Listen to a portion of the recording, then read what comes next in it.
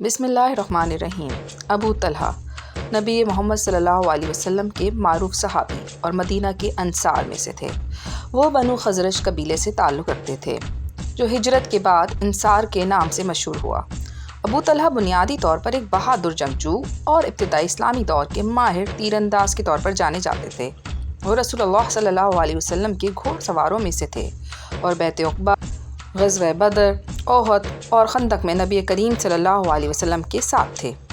وہ 70 سال کی عمر میں 34 ہجری 654 عیسوی میں مدینہ میں وفات پا گئے۔ آپ صلی اللہ علیہ وسلم کا حضرت طلحہ کے بارے میں فرمان ہے کہ جو شخص ایسے آدمی کو دیکھنا چاہے جو ابھی زمین پر چل رہا ہو لیکن اپنی زندگی مکمل کر چکا ہو، وہ طلحہ بن عبید اللہ کو دیکھ لے۔ اور جب بھی غزوہ احد کا ذکر آتا، حضرت ابو بکر صدیق رضی اللہ تعالیٰ عنہ فرماتے، وہ دن پورا دن حضرت طلحہ کا تھا۔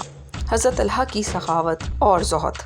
حضرت طلحہ بن عبید اللہ تجارت میں بھی ماہر تھے اور اپنی سخاوت کے لیے بھی مشہور تھے۔ وہ سادہ زندگی گزارتے اور اپنی دولت کو اللہ کی راہ میں کھلے دل سے خرچ کرتے۔ جنت کی بشارت۔ طلحہ بن عبید اللہ اسلامی تاریخ میں ایک نمایاں شخصیت کے طور پر ابھرے۔ حضرت طلحہ جنت کی بشارت یافتہ 10 صحابہ میں سے ایک تھے۔ آپ کی ابتدائی زندگی اور قبول اسلام۔ طلحہ بن عبید اللہ قریش کے معزز قبیلے میں مکہ میں پیدا ہوئے۔ کم عمری ہی سے ذہانت، بہادری اور دیانتداری کی خصوصیات کے حامل تھے۔ ان کی زندگی میں ایک انقلابی موڑ اس وقت آیا جب انہوں نے 15 سال کی عمر میں اسلام قبول کیا۔ انہیں حضرت ابو بکر صدیق رضی اللہ تعالیٰ عنہ کی حکمت اور دینداری نے متاثر کیا اور اسی فیصلے نے انہیں نبی کریم صلی اللہ علیہ وسلم کے ساتھ ایک غیر متزلزل وفاداری کے راستے پر ڈال دیا۔ غزوہ احد میں کردار۔ غزوہ احد اسلامی تاریخ میں ایک نہایت اہم موقع تھا اور حضرت طلحہ بن عبید اللہ نے اس میں نمایاں کردار ادا کیا۔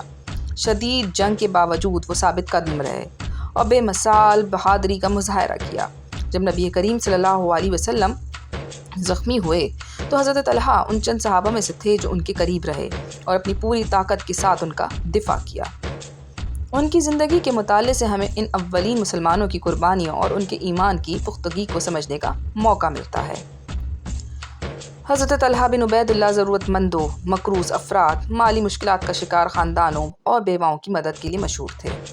ان کے ایک دوست حضرت سعید بن زید رضی اللہ تعالیٰ عنہ ان کے بارے میں فرماتے ہیں کہ میں نے حضرت طلحہ بن عبید اللہ کے ساتھ سفر بھی کیا اور ان کے ساتھ قیام بھی کیا، اور میں نے ان سے زیادہ کسی کو بھی مال، لباس اور کھانے کے معاملے میں سخی نہیں پایا۔ یہی وجہ تھی کہ انہیں طلحہ الخیر، طلحہ نیکوکار اور طلحہ الفیاض، طلحہ سخی کے القابات سے یاد کیا جاتا تھا۔